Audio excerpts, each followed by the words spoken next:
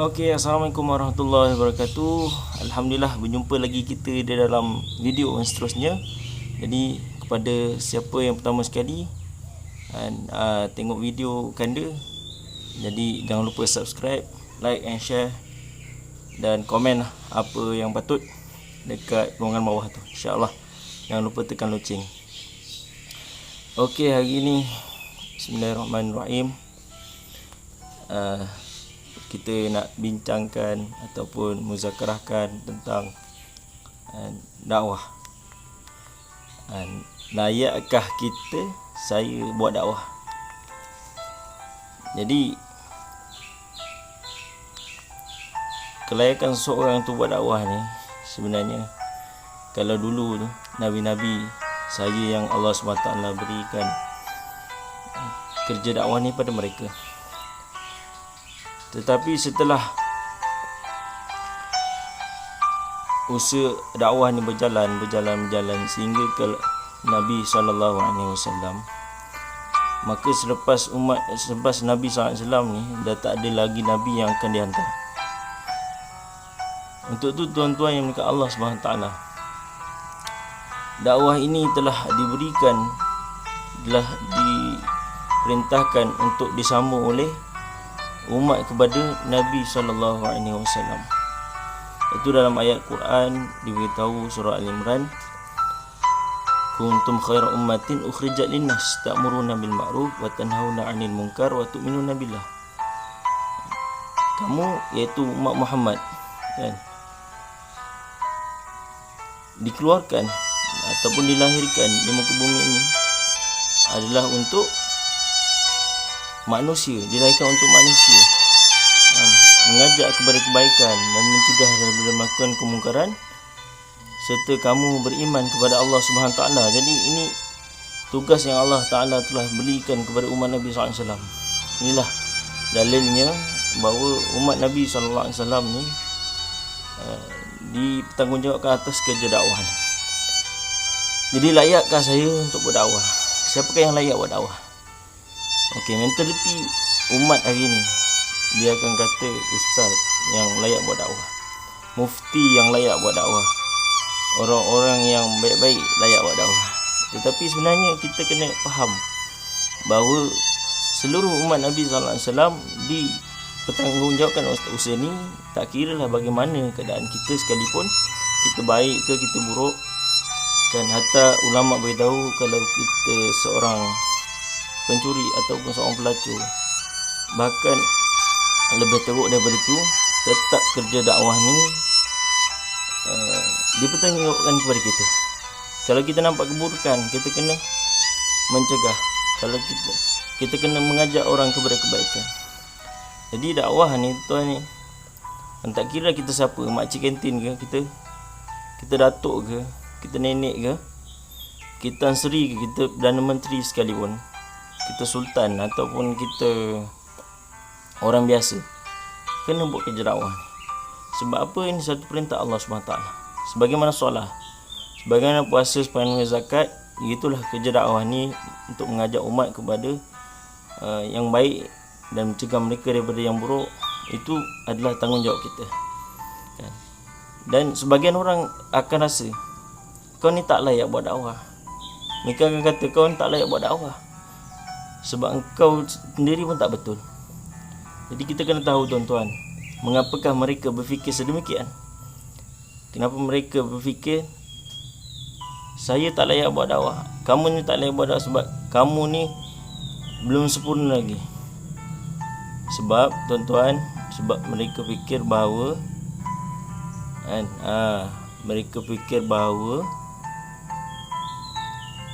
kita berdakwah ini untuk orang lain. Sebenarnya kita berdakwah ini untuk diri kita sendiri.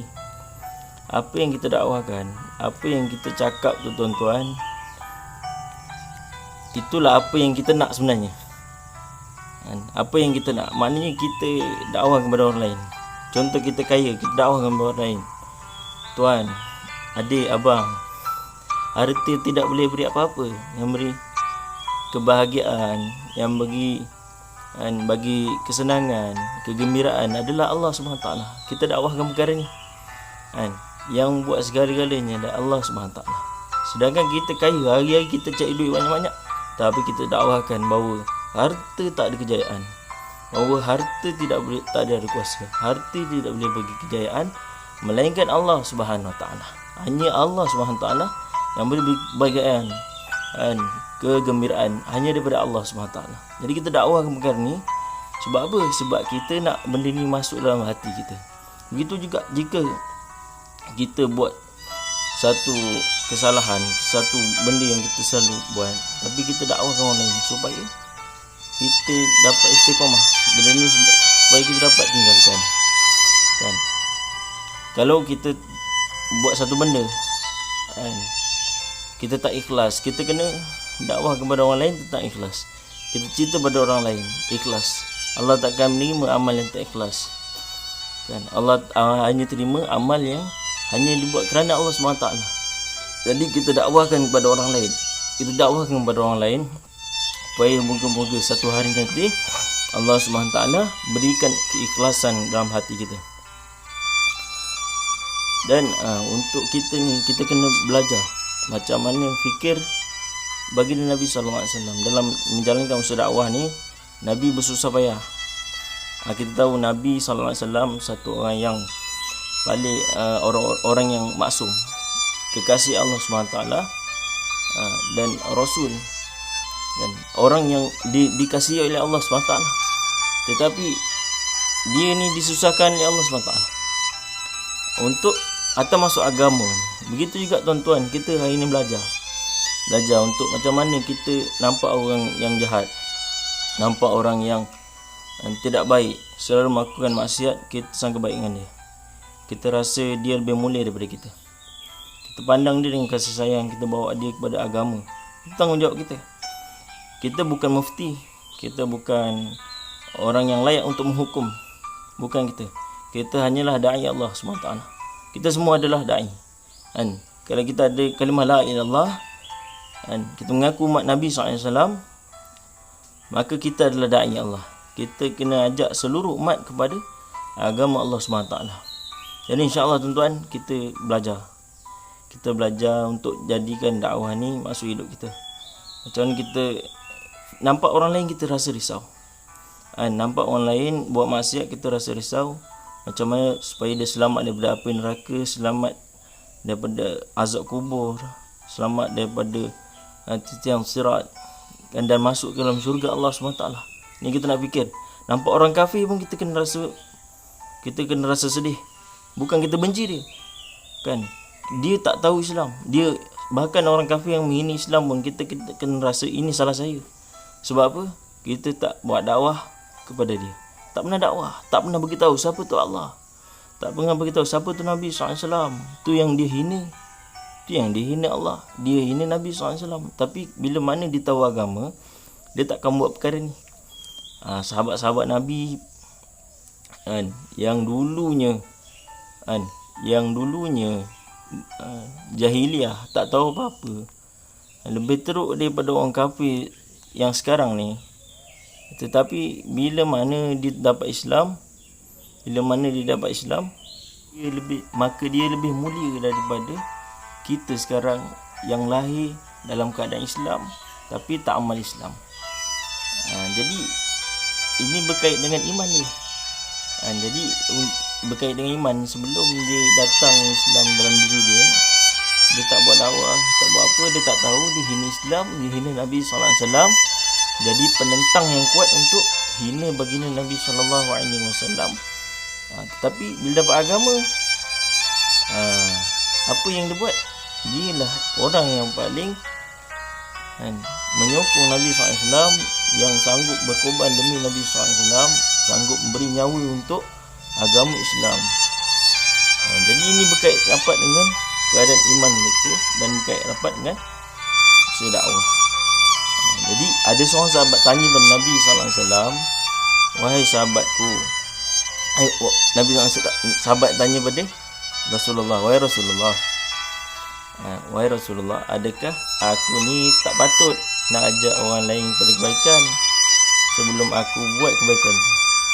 Adakah aku ni tak patut untuk cegah orang daripada melakukan kemungkaran, sehinggalah aku meninggalkan kemungkaran itu. Jadi Nabi SAW bagi tahu apa? Nabi bagi tahu bukan macam tu. Bahkan kamu ajaklah orang lain kepada kebaikan walaupun kamu belum buat. Dan cegahlah orang daripada melakukan kemungkaran walaupun kamu belum tinggalkan kemungkaran tu. Jadi Nabi sendiri bagi tahu. Jadi kita dengan dakwah ni, insya-Allah dia akan ubah diri kita. Kita buat dakwah bukan sebab kita baik.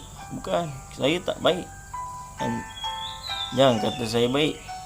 Siapa-siapa pun tak baik. Kan? Jadi orang yang tak baik ni layak buat dakwah. Boleh buat dakwah supaya dia nak jadi baik. Supaya untuk perbaiki dirilah. Untuk dakwah ni untuk perbaiki diri. Kan? Sebagai orang ingat kita dakwah ni untuk orang lain. Jadi dia fikir macam itu. Jadi kau tak layak buat dakwah. Jadi tak ada orang yang sempurna. Jadi kita kena dakwah supaya untuk kita perbaiki diri kita. Dan dakwah ni macam kita baling bola dekat dinding. Apa akan jadi bila baling bola kat dinding? Akan mantul kembali ke muka kita. Jadi itulah maksud dakwah. Maksud dakwah macam itu. Jadi kita dakwah orang, kita cakap dengan orang, kita ajak dia kepada solat supaya diri kita dapat solat. Kan berapa ramai kita, kalau pengalaman saya dengan rakan-rakan buat dakwah, berapa ramai je yang ikut. Kan pergi rumah ke rumah, bang solatlah berjemaah bang, insya-Allah.